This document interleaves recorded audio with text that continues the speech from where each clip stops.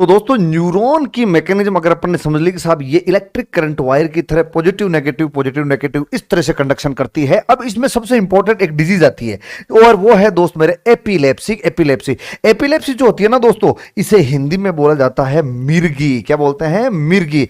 अब पूछे साहब मिर्गी होती क्या है? देखो, मिर्गी में आदमी को अचानक चलते चलते ऐसे करके जी बाहर निकाल के ऐसे करने लग जाएगा। रीजन क्या है उसका? रीजन ये होता है कि जो इलेक्ट्रिक करंट वायर होते हैं वो सेरेब्रम के अंदर भी होंगे, तो सेरेब्रम के जो न्यूरॉन्स होते हैं उनके अंदर एबनॉर्मल, समझ आ गया ना, सेरेब्रम के न्यूरॉन जो होते हैं उसके अंदर एबनॉर्मल जो होता है इंपल्स फॉर्मेशन होने लग जाता है, एबनॉर्मल इंपल्स एक्टिवेशन होने लग जाता है, वो एबनॉर्मल इंपल्स डिस्चार्ज करने लग जाते हैं, जिसकी वजह से अब देखो मेरी एक बात सुनो, अगर मैं कह रहा हूं कि साहब अपने न्यूरॉन्स नॉर्मली काम करें कोई दिक्कत नहीं, लेकिन एबनॉर्मली फटाफट एक्टिवेशन हो रहा है तो अपन बार बार करेंगे नहीं करेंगे? It is epilepsy. इसलिए एपिलेप्सी के पेशेंट को कभी भी चलाने के लिए गाड़ी नहीं दी जाती है, क्योंकि गाड़ी भैया तो एबनॉर्मल कंडीशन है और गाड़ी चला रहा है और रास्ते के अंदर मान लो इस तरह से होने लगे तो गया ना मामला गड़बड़। इसलिए ध्यान रखना इस बात को, अगर कभी भी लिफ्ट लेते हो तो पहले पूछ लेना उसको कि भाई कहीं तेरे को एपिलेप्सी का मामला तो नहीं हो रहा है, क्योंकि पता चला कि साहब वो तो गाड़ी पे अपन लिफ्ट लेके बैठ गए, उसने लिफ्ट दे दी और अपन लिफ्ट लेके बैठ चुके हैं, लेकिन थोड़े टाइम आगे चले और वो तो आगे शुरू हो गया और अपन पीछे फिर क्या होगा अपना, समझ गए ना मेरी बात को?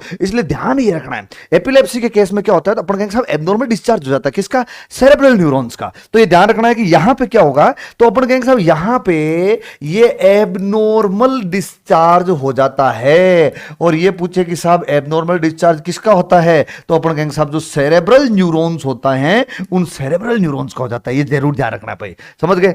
इसलिए पहले